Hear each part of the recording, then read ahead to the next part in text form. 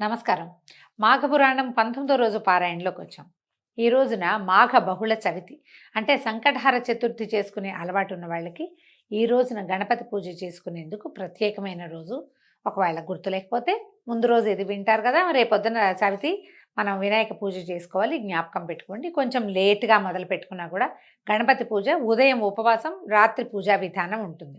పొద్దున పూట మీరు 10 గంటలకు విన్నా కూడా స్వల్పంగా లఘువుగా ఉదయం గణపతి పూజ చేసుకోవటం, ఉపవసించి సాయంకాలం మనం గణపతి దేవాలయానికి వెళ్ళటము, లేదా ఇంట్లోనే కుడంలో ఉండ్రాళ్ళు చేసుకుని గణపతి ఆరాధన చేసుకుని నివేదన చేసుకుంటే మంచిది. అలవాటు ఉన్న వాళ్ళు చేసుకోవచ్చు. అయితే ఈరోజు ఏం చెప్తున్నారంటే మాఘ ఏకాదశి మహాత్మ్యాన్ని గురించి చెప్తున్నారు. మాసములన్నిట్లలోనూ మాఘమాసం అత్యంత పుణ్యదాయకమైంది.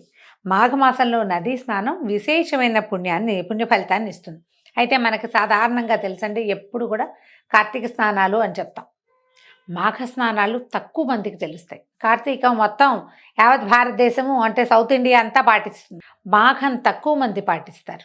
అయితే మనం ఇది తెలుసుకున్నప్పుడు ఒకవేళ కార్తీకంలో చేయలేకపోయినా చలికాలం అవ్వడం వల్ల ఏదైనా అనారోగ్యాలు ఇబ్బంది మనం స్నానాలు చేయలేని పరిస్థితిలో ఉన్నా కూడా మాఘంలో అయినా ఇది చేయగలిగితే నదీ స్నానం చాలా ఫలితాన్ని ఇస్తుందండి. అవకాశాన్ని బట్టి చూసుకోవచ్చు. మనకు అందుకని చూడండి, కార్తీకం తర్వాత మార్గశిరం పుష్యం మధ్యలో 2 నెలలు వచ్చినాయి.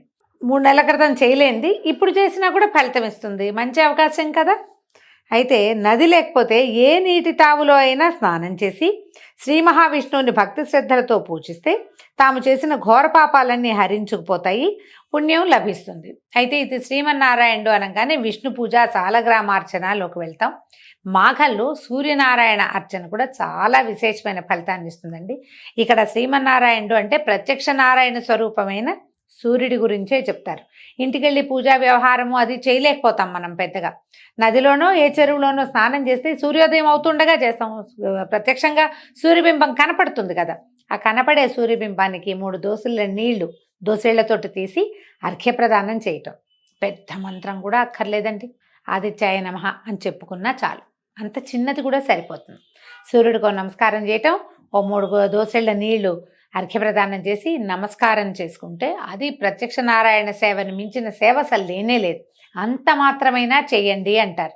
ఒకవేళ నదీ స్నానం కుదరలేదు, ఇంట్లో స్నానం చేసినా చటుకున ఏ మేడ మీదకో బాల్కనీలోకో వెళ్ళి సూర్యుడిని చూస్తే చాలా మంచిది. ఒక చిన్న రాగి చెంబు, బుజ్జి గ్లాసులు దొరుకుతాయి, ఎంతో ఖరీదు కూడా ఉండదండి. ఒక గ్లాసు కొని అట్ట పెట్టుకుంటే ప్రతి మాఘంలోనూ చేయొచ్చు. ఒకే గ్లాస్తో ఇంటిల్లిపాది కూడా చేసుకోవచ్చు. చిన్న గ్లాసు, దాన్ని కొంచెం ఎర్రగా శుభ్రంగా తలతళ్ళాడేలాగా తోమాలి. రాగి వస్తువులు ఏంటంటే నిలవ పెట్టామంటే కడిగి పెట్టినా సరే అదంతా మసాలు పడిపోయి పాత మొహంలాగా తయారవుతుంది. ఏ రోజుకి ఆ రోజుకి కొంచెం తోముకోవాలి. దాన్ని తోమి ఆ నీళ్ళని ఎర్రని పాత్రలో గనక ఇస్తే చాలా మంచిదండి. అవకాశం ఉన్నవాళ్ళు చేయండి. అయితే మాఘపురాణం వినటము, మాఘమాస వ్రతం ఆచరించటము, విష్ణు పూజలు, సంకీర్తనలు, భజనలు, దాన ధర్మాలు మొదలైనవి చేస్తే ఆ శ్రీహరి సర్వదా మనల్ని కాపాడమే కాక విష్ణులోక ప్రాప్తిని కూడా కలగజేస్తాడు. కాబట్టి సర్వులు మాఘమాస వ్రతం ఆచరించటము సర్వశ్రేయస్కరము. మాఘమాసంలో శ్రీహరిని సేవిస్తే ఇష్టకామ్యార్థ సిద్ధి కలుగుతుంది. ఆయురారోగ్య ఐశ్వర్య భోగభాగ్యాలు సిద్ధిస్తాయి. దీనివలన శ్రీహరి కృపకి పాత్రలే మోక్షప్రాప్తిని పొందగలుగుతారంటంలో ఎటువంటి అనుమానము లేదు. పూర్వం అనంతుడని ఒక బ్రాహ్మణుడు ఉండేవాడట. నేను ఎక్కడున్నాడు? యమునా నదీ తీరంలోని ఒక అగ్రహారంలో నివసించేవాడు. యమునా నదీ తీరం అంటే ఇంచుమించుగా ఢిల్లీకి దగ్గర అనుకోండి, నార్త్ ఇండియా కథ చెప్తున్నారు. ఈయన ఒక బ్రాహ్మణ ఆయన ఉండేవాడు. ఈయన పేరు అనంతుడట. ఇతను పూర్వీకులు ఇచ్చిన ఆస్తి, వంశపారంపర్యంగా చాలా కాలం నుంచి వస్తున్నటువంటి అధికంగా ఆస్తి సంక్రమించి ఐశ్వర్యవంతుడు అవటం చేత అహంకారిగాను, మొండితనము, మూర్ఖత్వం కలవాడుగాను తయారవుతాడు. మనం ఇప్పుడు కూడా చూస్తామండి ఇట్లాగే. పూర్వకాలం నుంచి పూర్వతర పాత్రలు, నాయనమ్మవి, తాతవి, ముత్త తల్లివి ఎప్పటి నుంచో ఆస్తులు వస్తుంటే పిల్లలు ప్రపంచ జ్ఞానం లేకుండా ఉంటారు. డబ్బు ఉంటుంది, దీన్ని అనుభవిద్దాం, అధికారం ఉంటుంది, అనుభవిద్దాం, పని వాళ్ళు ఉంటారు, మనం ఏం పని చెయ్యం. దాంతో బద్ధకస్తులుగాను, మూర్ఖులుగాను, మొండివాళ్లుగాను ఉంటారు. పనిమంతులుగా ఉండే అవకాశం అసలు లేనే లేదు. మనం ఇప్పుడు కూడా చూస్తాం. అదే తండ్రులు ఉద్యోగస్తులయ్యి అన్ని పనులు వాళ్లే స్వయంగా చేసుకుంటుంటే వీళ్ళ పిల్లలు కూడా అలాగే తమ సొంతంగా పనులు చేసుకునేలాగా అలా కనపడతారు. ఆస్తి స్వాస్థలున్న అన్ని కుటుంబాల్లోనూ తొలి తరాల కంటే తర్వాత తరాల వాళ్ళు మూర్ఖంగా, మొండిగా, పట్టుదలగా, ఒక అర్థం పర్థం లేని ఒక కాంప్లెక్స్లో జీవించడం మనం ఇప్పటికీ కూడా చూస్తాం. పూర్వకాలపు గాథల్లో కూడా అవే కనపడుతూ ఉంటాయి. అయితే విద్య కూడా అంతంత మాత్రంగానే అబ్బిందట. నిత్యం ఇంటి నుంచి డబ్బు తీసుకొని దుష్టులతోనూ దుర్మార్గులతోనూ తిరుగుతూ జులాయిగా తయారయ్యాడు.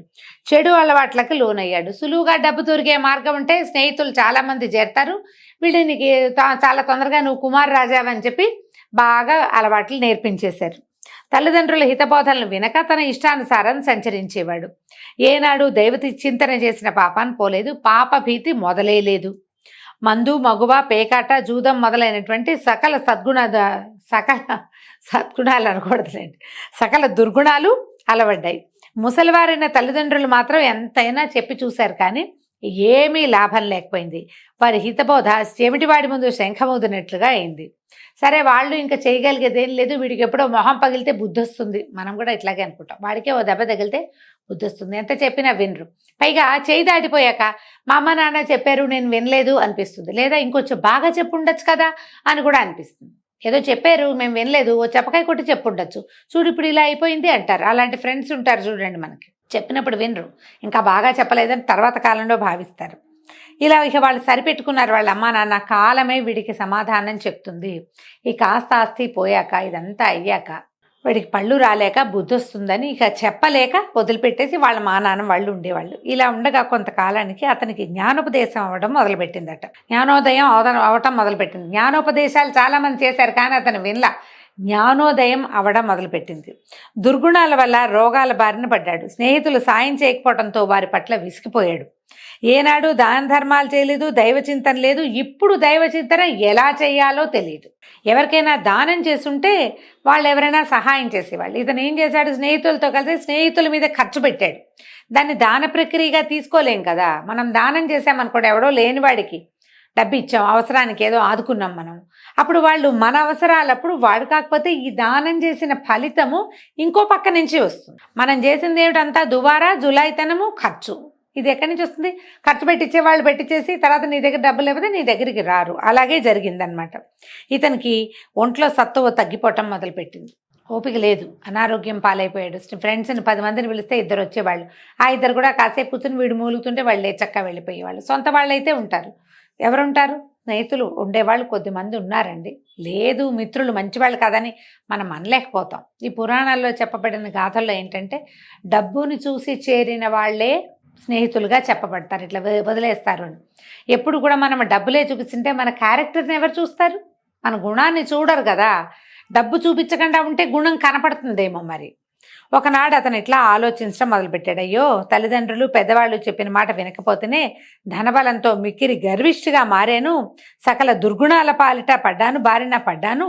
నేనెంతటి పాపాత్ముడిని. దైవచింతన చేయలేదు, దాన ధర్మాలు చేయలేదు, భగవంతుని పట్ల సాధారణ భక్తిని కూడా చూపించలేదు. నాకు ఇంకా మోక్షం ఎట్లా వస్తుంది? ఒక్క పుణ్యకార్యమైనా చేయలేదు సరికదా. నేను పాపకార్యాలు ఎన్నో చేశాను. ఈ మాఘమాసం అత్యంత పుణ్యదాయకమైంది. నదీ స్నానం చేయమని అమ్మా నాన్న ఎన్నిసార్లు చెప్పినా వినలేదు. నాకు ఇంకా నిష్కృతి లేదు.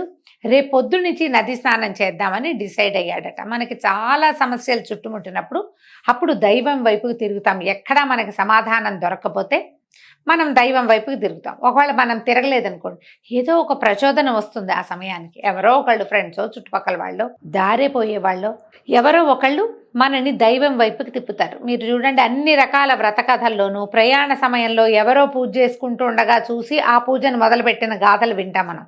సత్యనారాయణ వ్రత గాథలు అంతే, అనంత వ్రత గాథ అంతే, చాలా రకాల పుణ్యవ్రతాల గాథలన్నీ కూడా ఎవరో అది ఆచరిస్తుంటే చూసి వారిని చూసి ప్రచోదనం పొంది మనం కూడా చేయాలనుకోవటం, అలాంటివే కనపడతాయి. ఇతనికి తనంతట తనకే తట్టింది. ఇది మాఘమాసము, రేపటి నుంచి నదీ స్నానం చేస్తే నాకు అనారోగ్యం తగ్గుతుంది, ఏమైనా ఈ డబ్బు సమస్యలు వచ్చిన ప్రాబ్లమ్స్ తీరతాయేమోనని భావించాడు. అయితే ఏమైంది, రేపటి నుంచి నదీ స్నానం చేసి దాన ధర్మాలు చేసి శ్రీ మహావిష్ణువుకి పూజలు, భజనలు, సంకీర్తనలు చేయించాలి. మాఘమాస వ్రతం ఆచరించాలి, లేకపోతే నాకే నికృష్టపు చావు వస్తుందోనని ఆలోచించుకుంటూ నిద్రాదేవి ఒడిలోకి జారుకున్నాడట. ఆనాటి రాత్రి కొంతమంది దొంగలు అతని ఇంట్లో పడి సర్వము దోచుకుపోయారు. అయితే అలికిడికి మెలకు వచ్చి ఇతను ఏం చేశాడు, దొంగలు నరుస్తూ వాళ్ళ వెనకాల పడ్డాడట. అట్లా తరుముతూ నది మీద ఒక వంతెన కట్టుంటే ఆ వంతెన మీదకి ఆ దొంగలెక్కారు. ఇతను కూడా వాళ్ళ వెనకాల పరిగెత్తాడు. ఈ పెనుగులాటలు పరిగెత్తడంలో ఒక దొంగ అతను కాలు మడతపడి కింద పడిపోయి ఈ మన అనంతుడికి చిక్కేసరికల్లా ఇతను అతన్ని పట్టుకున్నాడు గట్టిగా.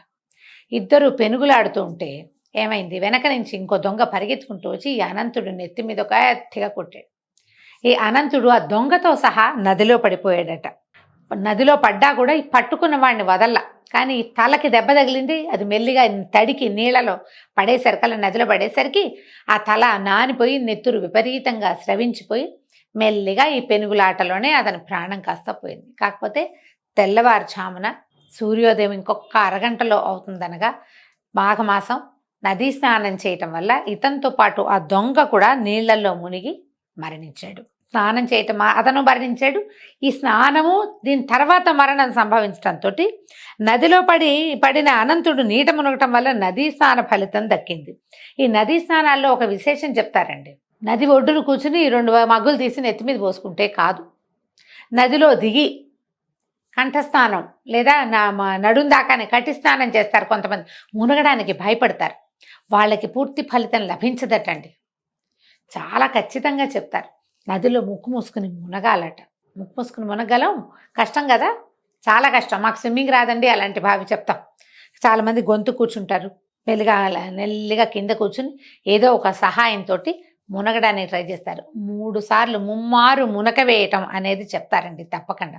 దానికి ఏం లేదు, బాగా 5-6 సార్లు శ్వాస తీసుకుని వదిలిపెట్టడం. స్విమ్మింగ్ ప్రాక్టీస్ లాంటి, స్విమ్మింగ్కి వెళ్ళే ముందు ఎలా నేర్పిస్తారో అంతే, బాగా గాలి తీసుకోవటం వదిలిపెట్టడం. 5-6 సార్లు చేసామనుకోండి కొంచెం మనకి ఆ లంగ్స్కి అది అలవాటు అవుతుంది. ఈసారి గాలి తీసుకొని లోపలికి టక్కిన ముక్కు మూసుకొని మునిగిపోవాలి. మునిగేస్తాం ఈజీగానే, లోపల గాలి ఉంటుంది కాబట్టి మనకేం భయం ఉండదు.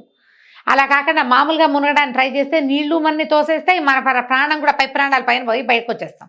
ఇతను నదిలో మునిగాడు అన్న దొంగతోటి కలిసి. దానివల్ల ఇతనికి నదీ స్నాన ఫలితం దక్కిందట. అతని పాపాలన్నీ పటాపంచలైపోయాయి. మాఘమాస ఫలితాన్ని పూర్తిగా అనుభవించి పుణ్యాత్ముడైపోయాడు. విష్ణుదూతలు అతన్ని వైకుంఠ ప్రాప్తిని కలగజేశారు, అక్కడ తీసుకుపోయారనమాట పైకి. ఇతనితో పాటు నీటిలో మునిగినటువంటి దొంగ కూడా మోక్ష ప్రాప్తి లభించింది. మాఘమాస నదీ స్నానం అలాంటి ఫలితాన్ని ఇస్తుంది.